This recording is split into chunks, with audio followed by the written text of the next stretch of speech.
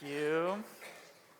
Well, good morning, Southern Heights. If we haven't had a chance to meet, my name is Chaz, and it's an honor to be with you again today. When my father-in-law, Rick, asked if I would be willing to come, it was an easy decision to get to come be back with you guys. You just have such a warm and hospitable church family. It's a joy to be with you again this morning. And it works really well because this week I'm actually the speaker at the 6th and 7th grade week of camp at Gasconade. So you this morning, I thought this would be a good chance. All right, we're going to test some of the stuff for this week out on you guys this morning. And if you've got a 6th or 7th grader at camp, you can kind of have a perspective of what we'll be talking about, where we'll be going, and what we'll be looking at. Because this week, we're going to be talking all about ReNew. And why it is we need to renew and what really our desire is. I'm reminded of a time when my little niece, Rick's actually granddaughter, Addie, we were all at a family wedding in Kentucky, and it was a beautiful summer evening, and it was the rehearsal dinner night where all the family was gathered before the actual ceremony, and we were at the dinner portion of the evening, and so everybody had got their food, and Addie was getting a little restless. She was about 2 at the time. And so she asked Papa if they could go and explore around the different barns and areas there on the property of where the dinner was at. And so sure enough, they were going around. They were seeing the horses. And then they go into this barn filled with people. Full of people that little Addie had no idea really who they were. But she gets there and wide-eyed. She looks around and she goes, my people. It was the cutest little thing ever. But truthfully, we all have that desire, right? To have people, to belong, to have a sense of place where we feel at home and we feel comfortable being ourselves. It's one of the reasons I'm so looking forward to this week at camp. I just feel at home at camp. Maybe it was all the great memories I had growing up at my camp or whatever it was. It makes me feel like I can be myself. And we all have that desire to feel like we can be in a place where we can belong and be comfortable enough to be ourselves. And so in order to do that, we need to have a place where we can renew. That's where that sense of renewing comes. And that's what we're going to be talking about this week. Because, you all know how hard it is to be comfortable in your own skin. We don't have to live very much of life to have that feeling like we're uncomfortable in our own skin. And the problem is, really, there's all sorts of messages that we get from all sorts of sources, whether it be media or friends or any sort of different messaging in our life that tries to convince us who we are rather than just letting us be ourselves and be okay with ourselves. And really, it's pretty distracting to be able to try to navigate through life with all of those distractions. So to show that, this is one of my testings. We'll see how it works. If it works here this morning, I'll know it's going to work for camp. So I'm going to need 2 volunteers. I had who volunteered. Go ahead and come up, guys, to help me with this. And as you're coming up, just go over here, just past that box. And I'm going to sneak, and hopefully this isn't bolted to the ground or something here. Make a little obstacle course here. And so it's Jaden, right? Okay, Jaden. Here, can you tie this blindfold on here for me? Go ahead and tie it in the back. So, yeah, maybe you're decking. And then how many fingers am I holding up? 6. Okay, we're good. We're good. All right. And then Alex, why don't you come here so he doesn't fall down the stairs? we'll do that. And now there are obstacles in front, and you have to come over here to this other side of the stage. I'll tell you when to stop. And so your job is to guide Jaden through these obstacles here to get to the other side. So we'll do one last thing just to make sure. Your shoe's untied. This is a safety measure. I'm glad I saw that. That could have gone bad. All right. Okay, your shoes are tied. One last thing. Spin around 3 times. Okay. Are you nice and dizzy? Yes. Okay. All right. Go ahead. Instruct him how to get to the other side.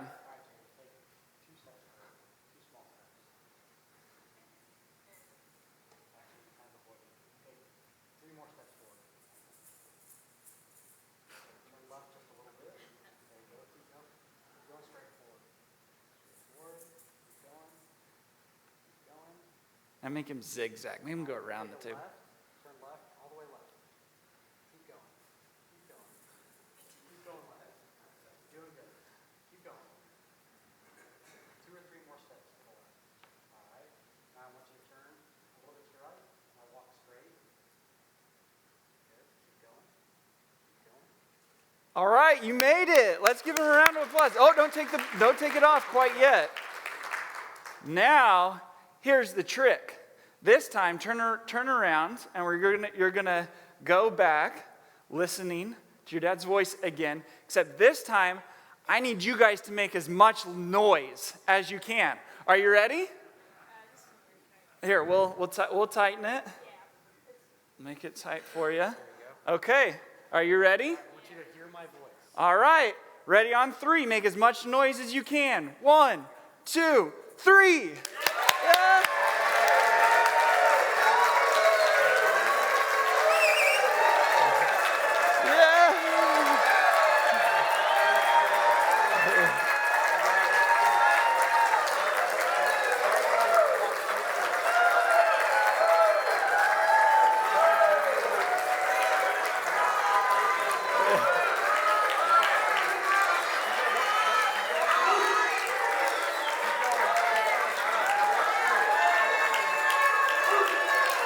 All right, you made it. Hey, now give him a round of applause. That was pretty impressive. All right, you guys can sit down. Hey, nice job. Give him another round of applause. Oh, that was good. That worked a lot better than I was thinking it might. So that's good to know. That's how life goes, though, sometimes, isn't it? Like we're going through, we're listening, or we're listening to God's will for our life, His desires for us, and without any distractions, well, we can follow along pretty well. We can go the path that we want to go, the path that God wants us to go. But then life happens, right? We get distracted. There's all sorts of messages from the news, from school, from friends, from family, from sports, from anything and everything that makes it really hard to question who we are and whether we can belong. And so we need to have a practice of renewing. It's the only way to be able to navigate. And we need moments and environments where we can quiet ourselves of all those distractions so we can truly listen to the voice who's guiding us, who knows the way, who knows the best path for our lives. I love what the author Oscar Wilde says. He says, "Be yourself because everybody else is already taken." And in our life, we're the only me. I'm the only me that's ever going to exist in the world. You're the only you, and it's your job to be you, not to be anybody else, not to be distracted by all the other messages that may suggest a different way and a different path. And the only way for us to do that is to be able, again, to renew. And that's what we see in this passage here in Romans chapter 12, verses 1 and 2. That's where we'll be this morning, and that's where we're going to be at camp this week. So as we read together Romans chapter 12, starting in verse 1, Paul says this in his letter to these churches in Rome. He says, "Therefore, I urge you, brothers and sisters, in view of God's mercy, to offer your bodies as living sacrifices, holy and pleasing to God. This is your true and proper worship. Do not conform any longer to the pattern of this world, but be transformed by the renewing of your mind. Then you will be able to test and approve what God's will is, His good, pleasing, and perfect will." Man, in these 2 short verses, Paul packs so much. It's some of my favorite verses in all of the Bible. And in this passage here, I think we see 4 habits of renewal that we need to regularly do if we're going to renew, if we're going to be able to listen to truth, to God's will for our life. And the first habit is this. It's of belonging. Paul starts off and he says, "Therefore I urge you, brothers and sisters, in view of God's mercy, in view of what God has done to pursue you, to reveal his love to you, there's no better place than the church to feel God's belonging, to feel the belonging of God's people, that you're a part of something bigger than yourself." And here's why this is so important. Because who you belong to is inevitably who you will become. It's like a law of human nature. The people that you spend your time with, the friends that you make, will dictate your future. You show me your friends, I'll show you your future. It's true at any age and level of human existence, from birth on.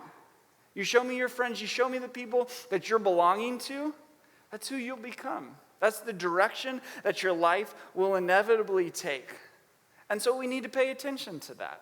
We need to really pay attention to where are we getting our sense of worth from? Where are we getting our closest relationships from? And are those people that we're spending that amount of time with the kind of people that we want to look like 5, 10 years later on in our life? Because inevitably it will be. We will look like those people. That's just a habit. And so that's why it's so important for us to do the habit of engaging in a community church like we're doing this morning, engaging in worship together, engaging in community time where we share our burdens that we went through, our challenges through the course of the week, the things that we're going through in life. We need to belong because it's inevitably who we will become.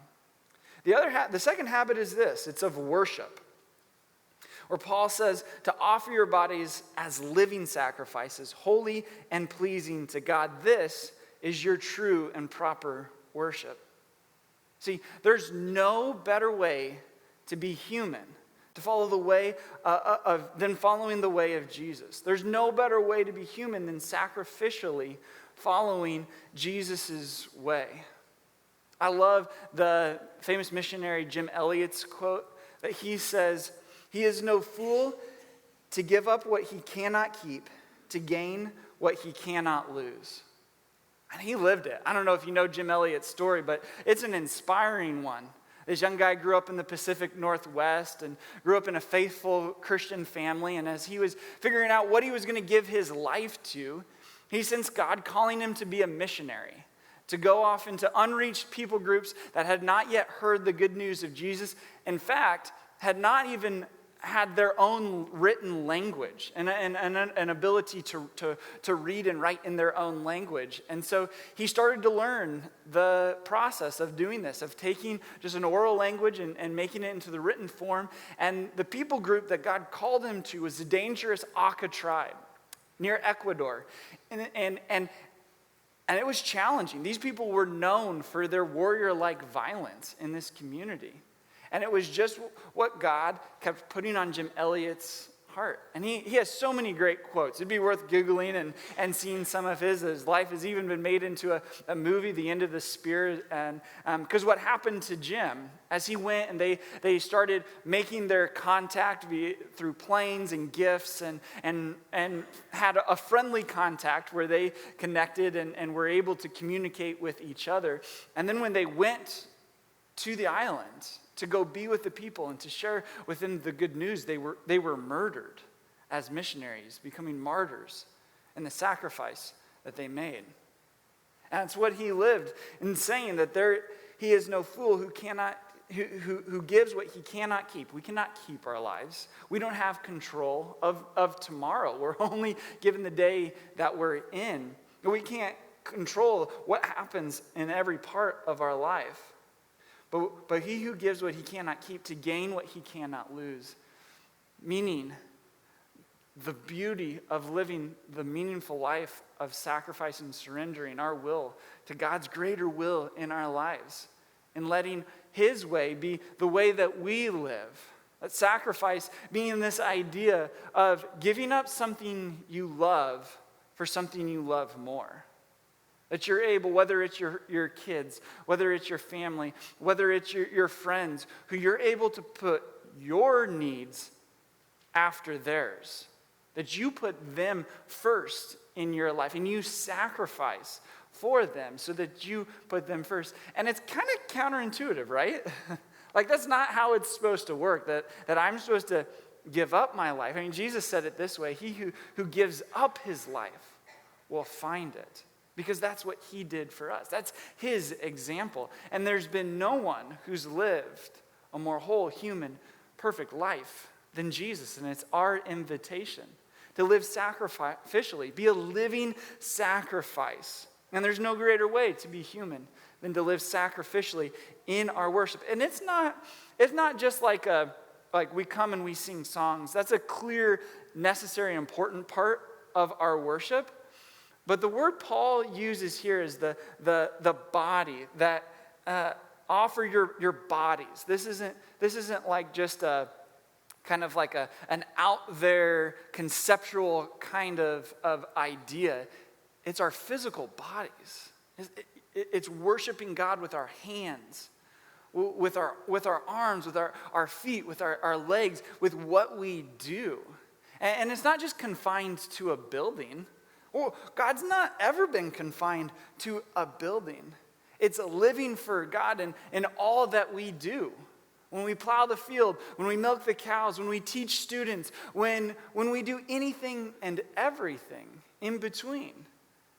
There's a presence of God that he's inviting us to live sacrificially, live as a living sacrifice in that habit of renewal. And when we do, we find renewal in ourselves.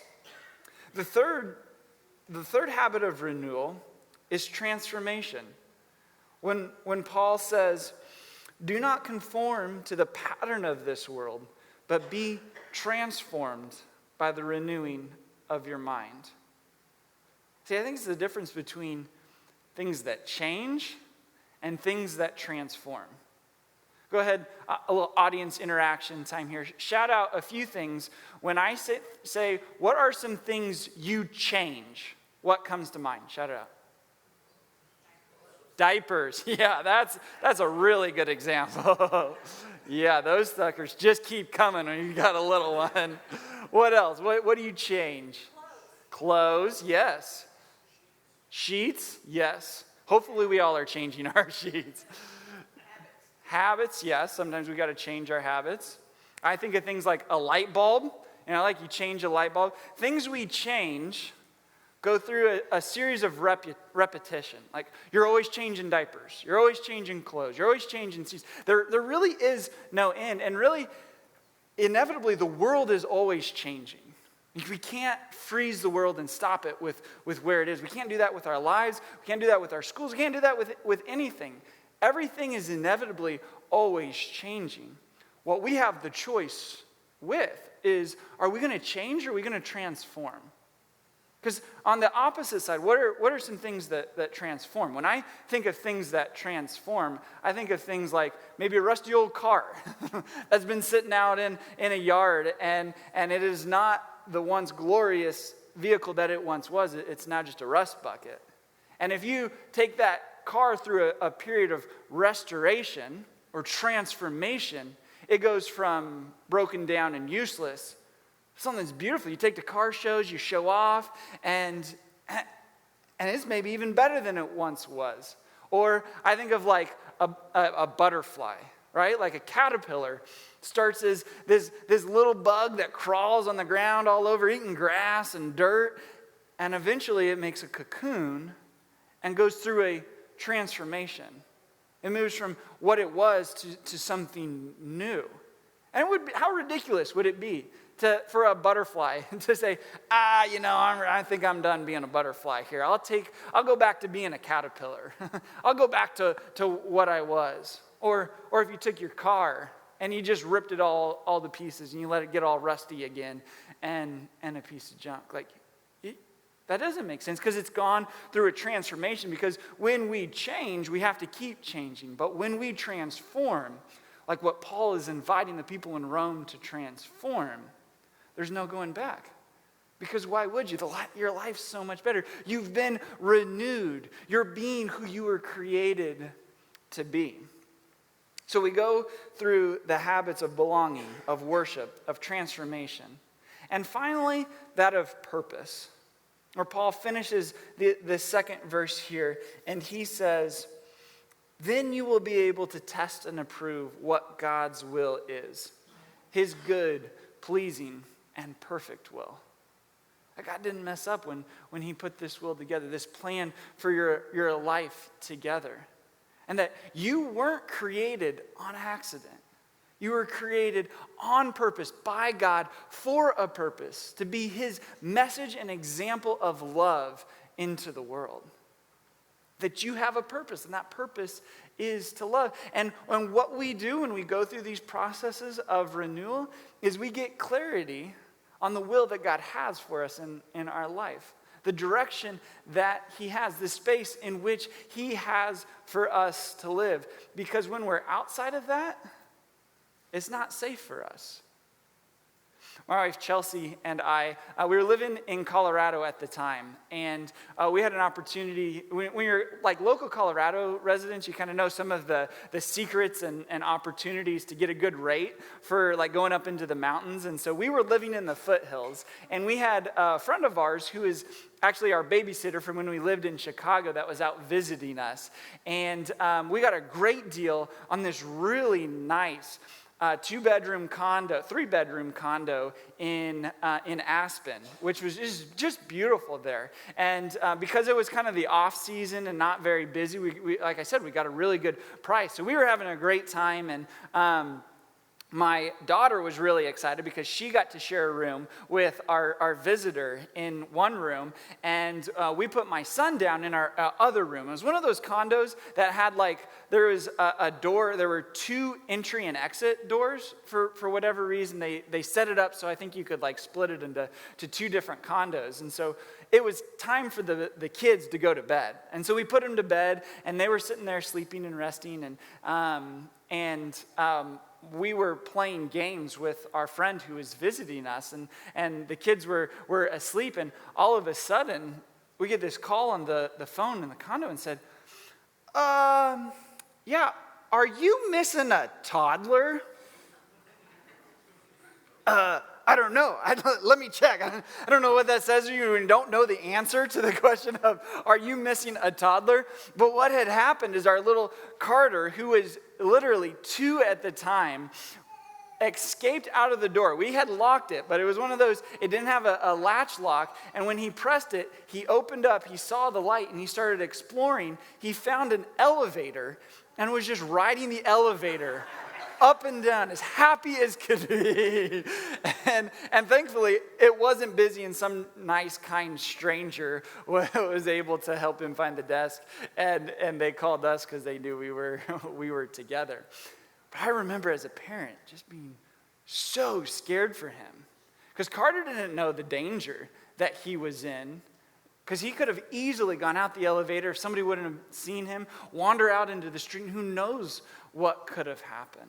He was in great danger because he wasn't living in the area that was safe and designated for him. And it's the same in our lives when we think of the will of God. It's not, sometimes I think we think of God's will as like this one specific written out thing, like this newspaper that I get, that God tells me this and it's my responsibility to live into that. Really, I think what God has given us in his will is he said, hey, here's the life that I have for you. It's filled with goodness. It's filled with blessing. It's filled with security. It's filled with creation. It's filled with creativity. It's filled with meaning and purpose and all of these things that we desperately want. And you get to have fun in that place. You get to have fun making the life that you want according to my will, not according to other things, not according to the other things that we sometimes can go through.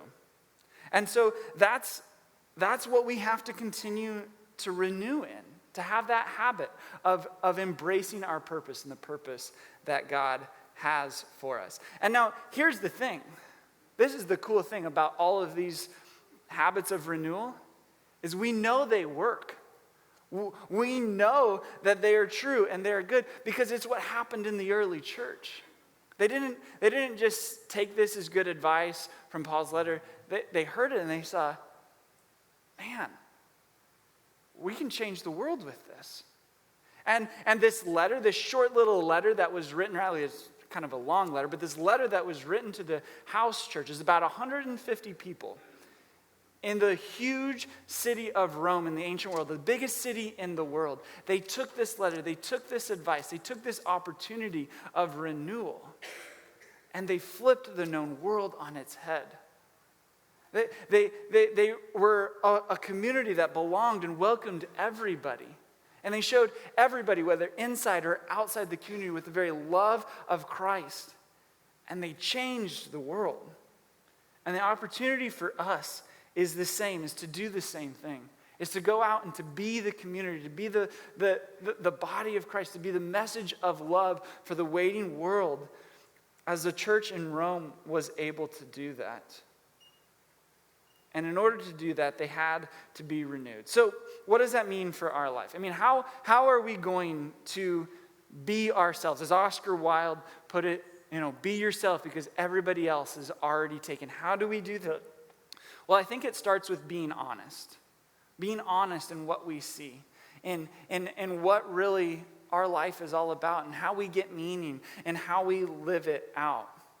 I love how my father-in-law likes to say, the church is a safe place to hear a dangerous message. This community that you're in, it's safe. You can belong here. You're welcomed here. You're accepted here.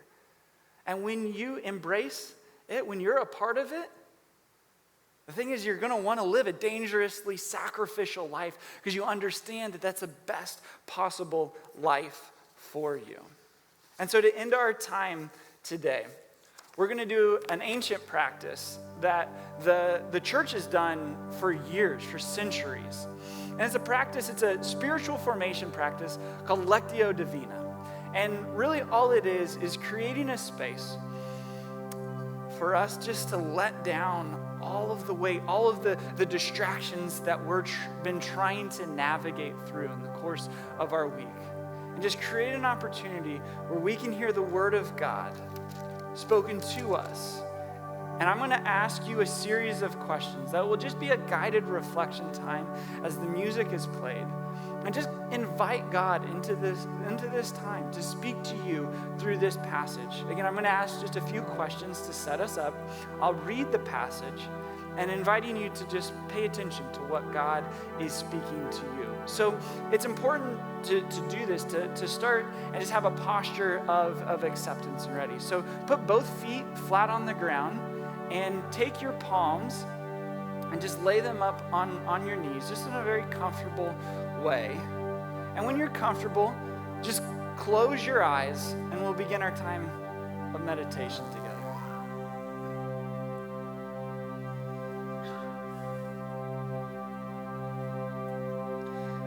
As you quiet yourself, just pay attention. What are you feeling in your body right now?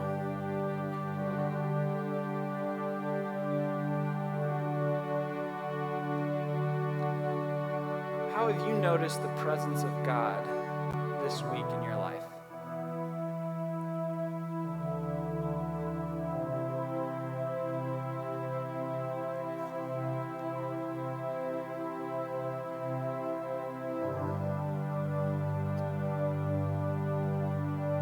Now, as I read this passage, what is God trying to communicate to you through these words? Therefore, I urge you, brothers and sisters, in view of God's mercy, to offer your bodies as a living sacrifice, holy and pleasing to God. This is your true and proper worship. Do not conform to the pattern of this world, but be transformed by the renewing of your mind. Then you will be able to test and approve what God's will is, his good, pleasing, and perfect will. What did God invite you to focus on in this passage?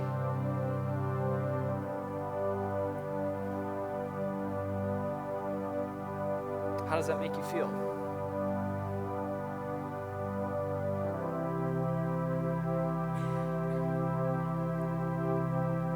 As I read the passage again, pay attention to new words or phrases that are being drawn to your attention. Therefore, I urge you, brothers and sisters, in view of God's mercy, to offer your bodies as living sacrifices, holy and pleasing to God. This is your true and proper worship. Do not conform to the pattern of this world, but be transformed by the renewing of your mind. Then you will be able to test and approve what God's will is, his good, pleasing, and perfect will.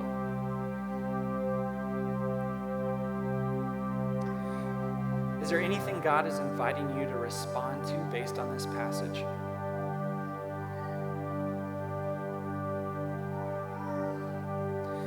Think about that as we read one last time Romans 12, 1 through 2.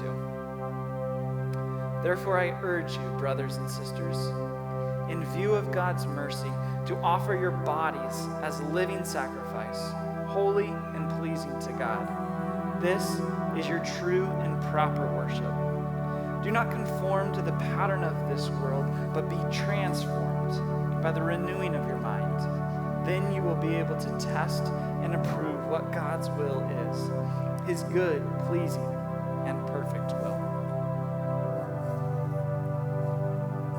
As we go into our final invitation song, what is God inviting you to focus on the rest of the week?